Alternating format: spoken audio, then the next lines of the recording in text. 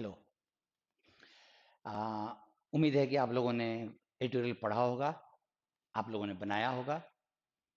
अब हम लोग आज उसके क्वेश्चंस का डिस्कशन करते हैं। मैं आज मॉर्निंग में क्वेश्चंस देख रहा था, मैंने एक्चुअली बनाया था पहले, तो मैं उसके आंसर्स भूल चुका था। मैं क्वेश्चन देख रहा था और शायद मेरा अपना अनुमान है कि जब आप लोगों ने बनाया होगा तो कुछ क्वेश्चन जिसके आंसर्स के बारे में आप बहुत श्योर हो गए, वो भी कुछ गलतियां हुई होंगी। मेरा अपना ओपिनियन है। एंड वो एक नंबरिंग गलत से 29 एंड 30 रह गया था, तो 29 और 30 में एक नए टाइप का क्वेश्चन था। मैंने सोचा कि थोड़ा वर्ड से रिलेटेड थोड़ा प्रैक्टिस आपको मैं बताऊं। अब अगर गलतियां हुई हैं तो इसके कारण को आपको देखना होगा, और अंडरस्टैंडिंग के इस एस्पेक्ट को आपको चेक करना होगा। बट वो अंडरस्टैंडिंग की जरूरत आपको वो है। एक आपने इंग्लिश में फ्रेज पढ़ा होगा ना, रीडिंग बिटवीन द लाइंस। जो लिखे हुए हैं वो चीजें बात नहीं, उससे जो कंक्लूजन आ रहा है वो बात। तो फिर उसको उसके लिए मुझे समझ में आया कि मुझे इस कंप्रिहेंशन को एक बार पढ़ देना चाहिए, एंड मैं उसको पढ़ने की कोशिश कर रहा हूं। After a delay of nearly, एक मिनट,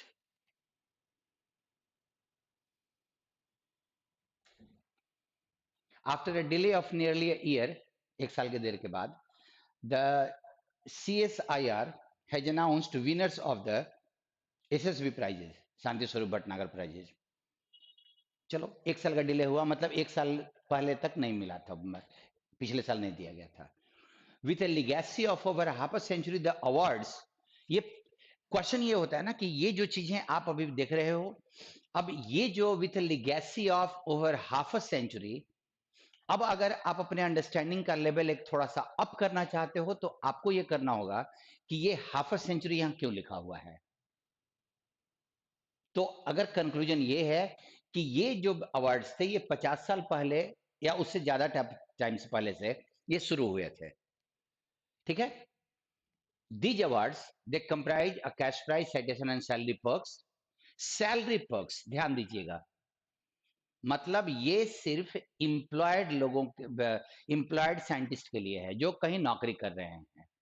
ये एक समझने वाली बात थी। ठीक है। Are awarded annually to scientist under 45। दूसरा ये कि ये सिर्फ 45 साल से कम के साइंटिस्ट को दिया जाता है। ध्यान से देखना क्वेश्चंस में गलतियां कहां कहां हुई हैं, किन किन कारणों से हुई हैं। सो ये 45 साल से कम के दिया जाता है। With outstanding work in the field of biology, chemistry, engineering, mathematics, medicine, earth science, physical sciences, ऐसे लोगों को दिया जाता है। Some of India's most accomplished scientists have been awardees, and it is not a stretch to say that they are akin to an Indian Nobel and fairly coveted। ये एक तरह का सबसे ब्रिलियंट साइंटिस्ट को दिया जाता है, और नहीं, ये इंडिया के नोबेल प्राइज की तरह है। आगे, क्योंकि टॉपिक कुछ और था, आप ध्यान दीजिएगा, याद कीजिएगा। टॉपिक ये था कि इन अवार्ड्स का एम क्या होना चाहिए कि ज्यादा यंग साइंटिस्ट इधर से आए। अभी आप देखिए, it was unusual then last year when the CSIR did not announce award despite the winners having already been picked before September 26। पिछले साल 26 के पहले विनर्स पिक कर लिए गए थे, लेकिन CSIR ने अवार्ड नहीं दिया। कारण बताएगा। द इंस्टीट्यूट फाउंडेशन डे, मतलब CSIR का फाउंडेशन डे 26 का था, 26 सितंबर का, and traditionally the date on which the year's winners are announced। The background to this was, ये जो ईयर अवार्ड नहीं दिया गया उसका बैकग्राउंड क्या था? The government's decision to prune prizes to scientist. और आप याद कीजिएगा, मैंने प्रून को क्वेश्चन में डाला है। अब इस वर्ड को चूंकि पूछा है तो आपका देखो, मैं हमेशा बोलता हूं कि शब्दों के लिए तुरंत डिक्शनरी देखना अपने थिंकिंग एबिलिटी को डल करना है। ठीक है, अगर आप तुरंत देख लोगे तो फिर अगर आपको या तो आप सारे वर्ड्स जो कंसीवेबली तुमसे पूछे जाएंगे वो सब तुम देख लो, या फिर एक ऐसी आदत डेवलप कर लो जाकि जहां भी मुश्किल आएगा हमको डिक्शनरी, और हर जगह तो डिक्शनरी लेके चल नहीं सकते, एग्जामिनेशन हॉल में अलाउड नहीं होगा। और सबसे बड़ी बात मैं बोल रहा हूं कि आपका अंडरस्टैंडिंग का जो फैकल्टी है वो कमजोर पड़ेगा, वो जो मेंटल एबिलिटी है ना वो कमजोर पड़ेगा। इसीलिए लर्नर्स को डिक्शनरी छोड़ के इसको अगर शार्प करना है मेंटल फैकल्टी को, तो इसको सोचने की आदत डालो। वो प्राइजेज को प्रूव करना है, अभी मैं देखता हूं उसके बारे में कहीं ना कहीं मिल जाएगा, तुरंत यहीं पर निपटाना मत चाहो, उसको वेट कर लो थोड़ा सा। There were too many awards by various ministries. अब जरा देखिएगा कि गवर्नमेंट का डिसीजन क्या था कि उन प्राइजेज को प्रूव करे। बहुत सारे अवार्ड थे वेरियस मिनिस्ट्रीज में, thereby reducing its prestige, और उसका प्रेस्टीज कम हो रहा था। अलग अलग मिनिस्ट्रीज अलग अलग अवार्ड दे रहे थे और इसका प्रेस्टीज कम हो रहा था। तो गवर्नमेंट का डिसीजन हुआ कि अब प्राइजेज को कम किया जाए, वो तुमको मिल जाता। ठीक है,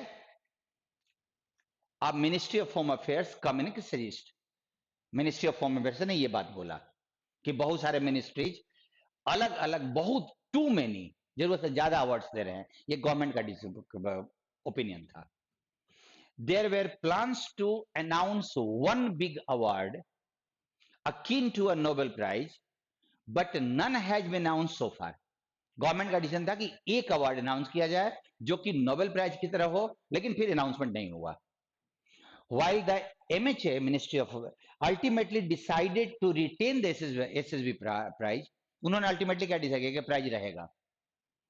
The government's long silence on its future, government चुप है इसके फ्यूचर को लेके, did foment concern among the scientists of their likely discontinuation। तो साइंटिस्ट को यह शक होना शुरू हो गया, गवर्नमेंट इस पे चुप है तो अल्टीमेटली उसने शुरू कंटिन्यू कर दिया, बट गवर्नमेंट चुप है तो लगा कि इसको अब कंटिन्यू किया जाएगा इन प्राइजेस को। अब जरा देखिए, science awards unlike those given for say athletics are not meant to fit the outcome of a defined demarcated contest। इसको ध्यान रखिएगा, यहां से क्वेश्चन बना था। जैसे एथलेटिक में होता है कि एक कोई डिमार्केटेड कंटेस्ट होता है, एकदम निर्धारित कंटेस्ट होता है, सच एज ए मैच और अ रेस, डिफाइंड कंटेस्ट होता है जैसा मैच होता है। But are a recognition for industrious work, ये जो अवार्ड्स है ना साइंस वाले, ये इंडस्ट्रियस मेहनत भरे लॉन्ग ड्यूरेशन तक work done over time, long duration तक किए गए अच्छे कामों का रिकॉग्निशन है ये, that have led to significant advances in science and technology, जिसने साइंस एंड टेक्नोलॉजी में बहुत ग्रोथ करेक्ट किया है। They are meant to encourage the winners to persevere, ये जो विनर्स है उनको इनकरेज करने के लिए है, against the uncertainty inherent in the scientific enterprise। Science में एक अनसर्टेनिटी है साइंस के एरिया में, उस बात को कम करने के लिए, विनर्स को इनकरेज करने के लिए कि वो कंटिन्यू करें अपने काम में, which on average is financially, और ये जो साइंस का एरिया है, on an average financially less rewarding career than served other options, than several other options. बहुत सारे ऑप्शन साइंटिस्ट के पास हैं, उससे कम पैसा यहां मिलता है। A trend scientist could have embarked on, एक ट्रेंड साइंटिस्ट ऐसा कैरियर जो कि ज्यादा पेइंग हो वो कर सकता है, बट आप ये ध्यान रखिएगा सैलरीड वाला काम कहां कर रहे हैं।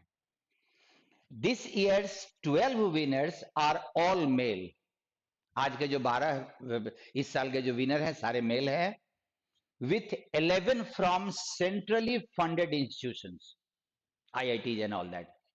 ऐसे जगहों के से वो फंडेड हैं जिसको सेंटर दिल्ली फंड करती है. विद इन दीज टू, इनमें से भी the winners are largely from Indian Institute of Technology, IIT से हैं सारे अधिकतर.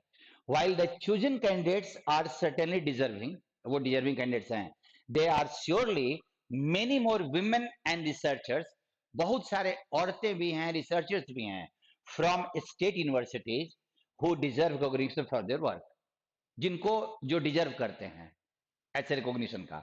And so rather than reducing the number of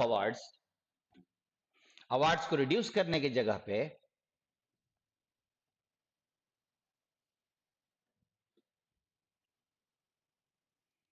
actually यहां पे है, there is actually a stronger case for expanding the limit of these awards. आज ये है कि इनको एक्सपेंड किया जाए. आज का केस ये है कि उस अवार्ड को एक्सपेंड किया जाए, रिड्यूस नहीं किया जाए. गिवन, अच्छा गिवन जब इस्तेमाल करते हैं ना, एक चीज मैं तुम लोगों को बताना चाहूंगा. अगर कभी तुमने गिवन देखा रीडिंग में और उस गिवन को तुम देने वाले मीनिंग से नहीं जोड़ पाओ, तो याद रखना गिवन एक प्रीपोजिशन भी है जिसका मीनिंग होता है बिकॉज ऑफ. एंड अगर इसी को गिवन दैट कर दिया जाए तो ये कंजंक्शन हो जाता है और इसका मतलब होता है बिकॉज. और उसी गिवन का देखो यहां पे यूज हुआ है, because of the government's tireless espousal of the commitment to diversity and expanding opportunities to those beyond enclave of privileges. Government एक प्रयास कर रही है, कह रही है कि वो डाइवर्सिटी लाना चाहती है, विविधता, अपॉर्चुनिटीज को एक्सपेंड करना चाहती है beyond the enclave of privileges. मतलब जहां प्रिविलेज लोग रहते हैं ना, प्रिविलेज्ड विशेषाधिकार वाले IIT एंड ऑल दैट, उससे ज्यादा वो डाइवर्सिटी लाना चाहती है. तो इन अवार्ड्स को एक्सपैंड करने की जरूरत है. The success of India Chandrayaan 3 mission demonstrates that great victories and moments of triumph are built on. Chandrayaan 3 ने बताया कि बहुत बड़ी बड़ी जो विक्ट्रीज हैं, moments of triumph are built on consistent encouragement. अगर हम कंसिस्टेंटली इंकरेज करें while plodding along the dark alley of uncertainty and failure. जब साइंटिस्ट अनसर्टेनिटी के एरिया में जा रहे हैं, फेलियर होने का चांस है, तो उनको कंसिस्टेंट इंकरेजमेंट करने की जरूरत है. अब चूंकि क्वेश्चंस जब थे, मैंने अभी ब्लैक लिया था क्योंकि आप में से बहुत सारे लोगों ने कहा था ना कि लाइट का प्रॉब्लम है. लाइट से मैं झेल रहा हूं, मैं कोशिश कर रहा हूं कैसे हो, और शायद वो इंप्रूवमेंट हो रहा है. आप जरा देखो, एक क्वेश्चन था, देखिए जरा. क्वेश्चन नंबर 6 में क्या बोला था कि आपका जो लास्ट सेंटेंस है वो कौन सा अप्रोच बोल रहा है कि होना चाहिए, द सक्सेस वाला कौन सा अप्रोच होना चाहिए. और क्या बोला है, कंसिस्टेंट इंकरेजमेंट. दैट इज उनको हमको बैक करना है, उनको सपोर्ट करना है, इंकरेज करना है, और कोई तो था नहीं. आगे बढ़ते क्वेश्चंस पे आते हैं. गवर्नमेंट ने क्यों अनाउंस नहीं किया लास्ट ईयर का SSB प्राइज. क्वेश्चन ये है कि आपका आंसर इज डी, क्योंकि ये तो स्ट्रेट फॉरवर्ड लिखा हुआ था, कोई टेंशन नहीं था. सी और डी अगर लिखा हुआ है तो CSIR है differences with the government.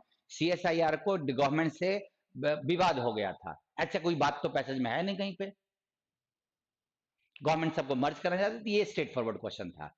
Spousal का मीनिंग आपसे पूछ रहा है, और अगर आप स्पाउजल को देखो, यहां पे था, अच्छा ये यहां पे मिल जाएगा स्पाउजल. तो जरा देखिए, because of the government tireless, अथक प्रयास, सपोर्ट एडवोकेसी। अब जरा देखो तो, अगर एस्पाउजल का मीनिंग मैं देखूं, अबेंडनमेंट, अबेंडन से बना हुआ है छोड़ देना। अब आपके पास इन दोनों में से वर्ड है, क्रिटिसिज्म और लॉजिक तो होगा नहीं, प्ली का मतलब होता है तर्क, इन दोनों में से कोई एक। और स्पाउज एज अ वर्ड मतलब होता है आप किसी चीज की वकालत कर रहे हो, उस चीज को आप सपोर्ट कर रहे हो, बट उसके फेवर में आप कुछ बोल रहे हो। ये दोनों वर्ड्स क्लोज थे, बट अगर दोनों देने का है तो आई वुड गो फॉर, अच्छा सॉरी, ये दोनों सिनोनिम हो गए, ये दोनों सिनोनिम हो गए। आई एम सॉरी, मुझे, मैंने पढ़ा नहीं। आपका आंसर था, सॉरी, आपको क्वेश्चन पूछा गया था इसका एंटोनिम, और एंटोनिम में तो यही ना, गवर्नमेंट ने उसको सपोर्ट देना छोड़ दिया, गवर्नमेंट ने उसको अबेंडन कर दिया है, क्रिटिसिज्म तो होगा नहीं। इज नॉट करेक्ट, कौन सा फैक्ट नॉट करेक्ट है? अब जरा आप देखो चारों पांचों ऑप्शन को। CSIR was established on 16 सितंबर, ये तो तुम्हारा इस पे फाउंडेशन डे का दिया ही हुआ था। The SSB prize awarded scientist to belonging to various fields and age groups. अब जरा नॉट करेक्ट आपसे पूछ रहा है, जरा देखिए तो 3 नंबर में various fields and age groups, जबकि एज ग्रुप बहुत क्लियर था कि 45 साल से कम के लोगों को मिलेगा। अब आपने ये वाली चीज जो 45 जो लिखा हुआ था ना, बिलो 45, वो उस पर नजर नहीं गई होगी शायद, तो आपका ये वाला आंसर नहीं आया होगा। जबकि देखो, SSB prize has been awarded for more than 50 years, अब देख लो लिखा हुआ था 50 ईयर्स का। These prizes are awarded only to employed scientist, तो सैलरी वाली बात तो थी ही थी। इस बार का क्वेश्चन आपको बताएगा कि आप इजी पैक, और देखिए क्वेश्चन बनाने वाले में अगर क्वालिटी हो तो वो इजी क्वेश्चंस को भी टफ कर सकता है। और आप देख लीजिए जरा, मैं नहीं बोल रहा हूं कि मैंने टफ किया, मैंने पढ़ा तो मेरे को दिखाई पड़ा कि यहां से हम बना सकते हैं। लड़के को पैसेज तो पढ़ने में आराम समझ में आ जाएगा, कोई ज्यादा परेशानी नहीं होगी, कहीं कहीं 2-4 सेंटेंस में दिक्कत होगी। आपका ये एज ग्रुप के चलते ऑप्शन नंबर बी कैंसिल हो गया। 4 का देखिए, 4 में लिखा हुआ है कि कौन सा नहीं कहा जा सकता है, ऑथर के ओपिनियन के बारे में, कि उसने वो ओपिनियन नहीं दिया है पैसेज में। ऑप्शन नंबर ए पढ़ो, साइंटिस्ट डिजर्व करते हैं special encouragement because they could instead have chosen a more paying career. ये तो हम लोग पढ़े थे कि ट्रेंड साइंटिस्ट एक ज्यादा अच्छा करियर भी चुन सकता है, बट वो अगर यहां लेस पेइंग ले रहा है, तो ये ऑथर का ओपिनियन था। मोर number of awardee should be included among the winners, ज्यादा अवार्डी जाने चाहिए, पैसेज के लास्ट में करीब लिखा हुआ था, उसका एरिया एक्सपेंड करना चाहिए। Among the winners women should be there, women and, वो भी लिखा हुआ था, उसने वुमेन को ज्यादा उसको भी टारगेट किया था। ये भी ऑथर का ओपिनियन है। और लेस इलीट इंस्टीट्यूशन में भी उनको देखना चाहिए, और ये तो उसने लिखा ही है ना कि स्टेट यूनिवर्सिटीज में भी देख सकते हैं जहां के औरतें या यंग रिसर्चर्स भी डिजर्व करते हैं। ये चारों उसका ओपिनियन था, इसीलिए आंसर इज ई। अब पांचवा, पांचवा में लिखा हुआ है कि प्रून का जिसका मतलब था कटौती करना। मैं देखो क्वेश्चंस बना रहा हूं ना, तो मैं वर्ड्स में मैं जानता हूं कि वर्ड्स पे आपको प्रेशर नहीं पड़ना चाहिए। ये नहीं लगे आपको वर्ड्स बनाने के समय में कि आपके लिए वर्ड्स अननोन थे और इसीलिए गलती हुआ। प्रून का मतलब हम लोगों ने गेस किया था, इसका एंटोनिम अगर देखो तो ट्रिम आम जीवन का वर्ड है, स्ट्रीमलाइन आम जीवन का वर्ड है, रेनोवेट है, और हमको अगर एंटोनिम लेना है तो ट्रिम होता है ना, ट्रिमिंग करना, बाल का ट्रिमिंग करना है, कटौती का मतलब कटवाना है, ये भी नहीं जाएगा। स्ट्रीमलाइन, प्रोलिफरेट और एक्सटेंड में से करना, एक्सटेंड तो जाएगा नहीं,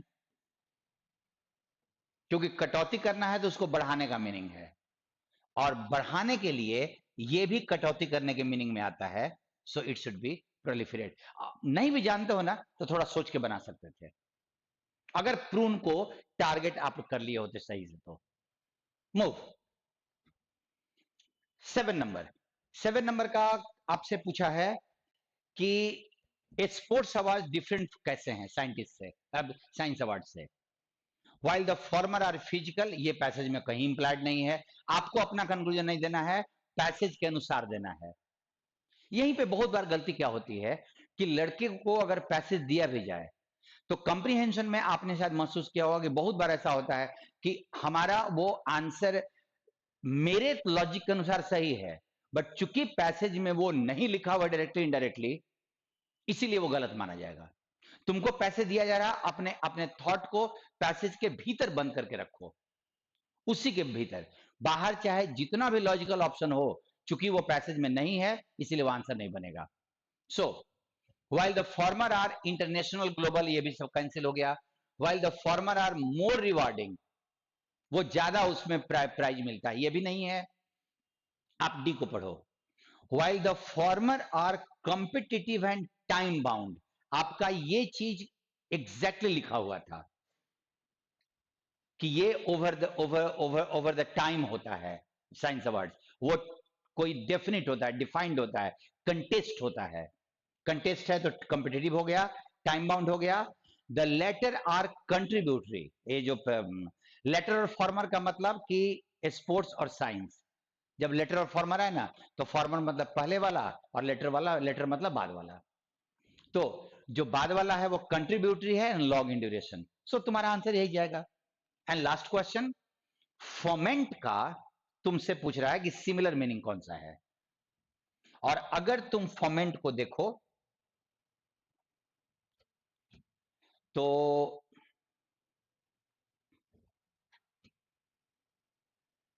फोमेंट, फोमेंट यहां था, while the MHA ultimately decided to retain the SSB prizes, government के साइलेंस ने ये चिंता को बढ़ा दिया कि क्या ये कंटिन्यू होंगे, चिंता को बढ़ाने के लिए हो रहा है, और मैं उसका सिनोनिम आपसे पूछ रहा हूं। अब आप ध्यान दीजिए, कल्टिवेट, इनकरेज पॉजिटिव में, प्रमोट, आप देखो प्रोवोक का तो मतलब किसी को गुस्सा दिलाना, एराउज निगेटिव सिचुएशंस में यूज होता है, फोमेंट हमेशा निगेटिव सिचुएशंस में, फोमेंट टेंशन, फोमेंट ट्रबल, बढ़ा देना, वैसे ही अराउज भी। सो आई होप कि आपने इन 8 क्वेश्चन में, इस बार क्वेश्चन बड़े मजेदार थे and you must have realise that questions आपको बहुत इंटरेस्टिंग मिलेंगे जो आपके अंडरस्टैंडिंग के एफर्ट को जज करेंगे। देखो सिंपल सी बात है, अंडरस्टैंडिंग कितनी हुई ये तो हम इंडिविजुअल है, तब तक जब तक कि हमसे कोई पूछे नहीं, मेरे को लगता है कि सब समझ में आ रहा है। पूछे, अलग अलग तरह के ऑप्शंस बनाए जिसमें तुमको ट्रबल आए, सोचने को मिले, और तुम वहां पे सही हो, मतलब तुम्हारी अंडरस्टैंडिंग अब एकदम स्टेबल हो रही है। और अभी स्टेबिलिटी को मत खोजो, अभी तुम अपने प्रयास में चलते रहो, हर दिन कुछ ना कुछ अनुभव मिलेगा, कंटिन्यू इट।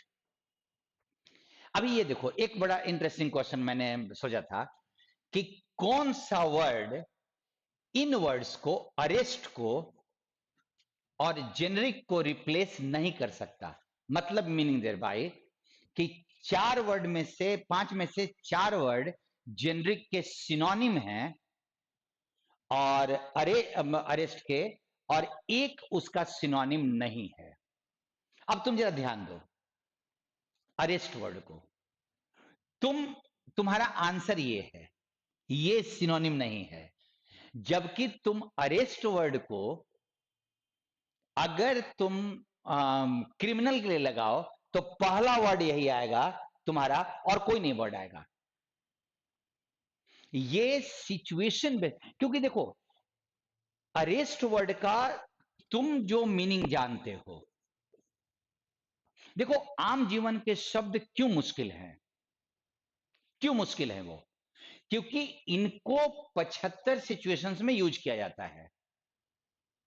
अगर मैं बोलूं his shirt was quite arresting, तो आपको पता है arresting as an adjective means very attractive,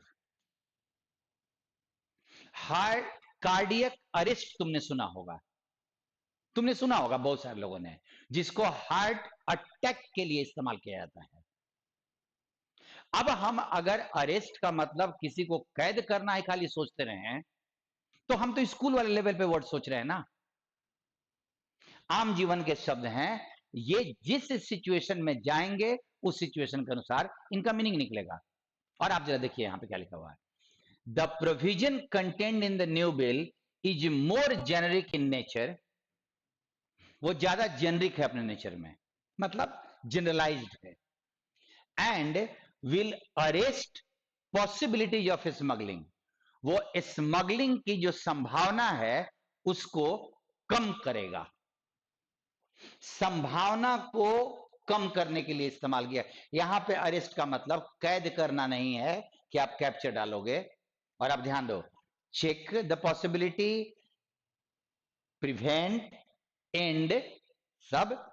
और स्टॉल का मतलब भी रोकना होता है, एज ए वर्ब, रोकना होता है। और कैप्चर यहां पे नहीं जा पा रहा है, जबकि जेनरिक का सामान्य है, जनरलाइज्ड है। तो आप जरा देख लो, वाइड है, स्वीपिंग का मतलब वाइड, सॉरी इसको मैं टिक नहीं, आंसर नहीं है ये।